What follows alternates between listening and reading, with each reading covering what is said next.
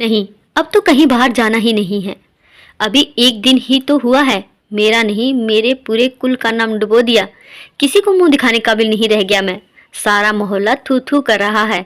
1000 बार समझाया था तुम्हें, लड़की है लड़की जैसे ही रहने दो, लड़का बनाने की कोशिश मत करो। अरे हमारी किस्मत में बेटे का सुख विधाता ने लिखा ही नहीं है, तो फिर सुख की अपेक्षा क्यों? अपनी किस्मत में यही बिगड़ेल लड़की लिखी है। फूट गई थी मेरी किस्मत जब ये पैदा हुई थी। तुम्हें याद है ना, मैंने तो पूरी बैंड पार्टी बुला ली थी कि बेटा ही पैदा होगा, लेकिन आ गई ये। पूरी बैंड पार्टी लौटा दिया था मैंने तत्काल। सूरज सिर धुनता अपनी पत्नी ललिता पर चेक रहा था। मेरी बेटी ने कौन सा गलत काम कर दिया जो आप इस तरह कोस रहे हैं उसे?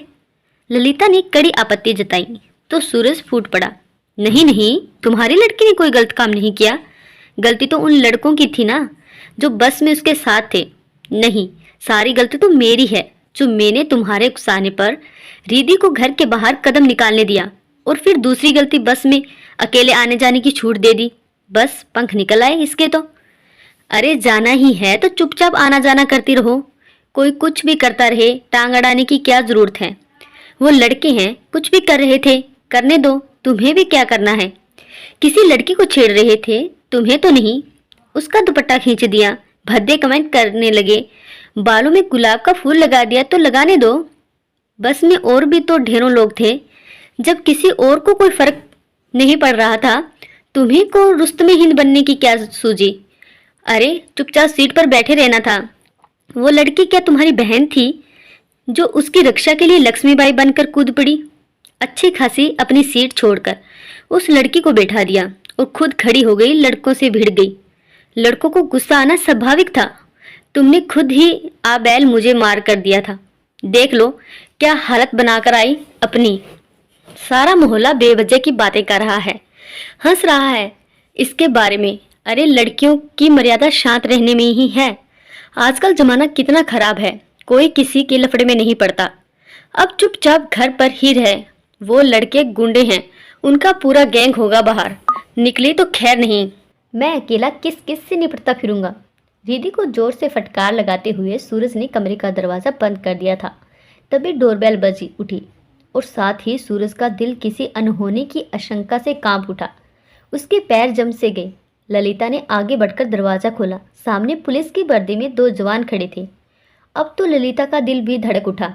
हे भगवान, मेरी मासूम बच्ची की रक्षा करना, मन ही मन प्रार्थना कर उठी। क्या वो लड़की यहीं रहती है जिसके साथ कल बस वाली घटना हुई? वो पूछ रहे थे। जी हाँ, क्यों, क्या हुआ? धड़कते दिल से पूछा था ललिता ने, और सूरज की तो मानो नब्ज जम गई थी।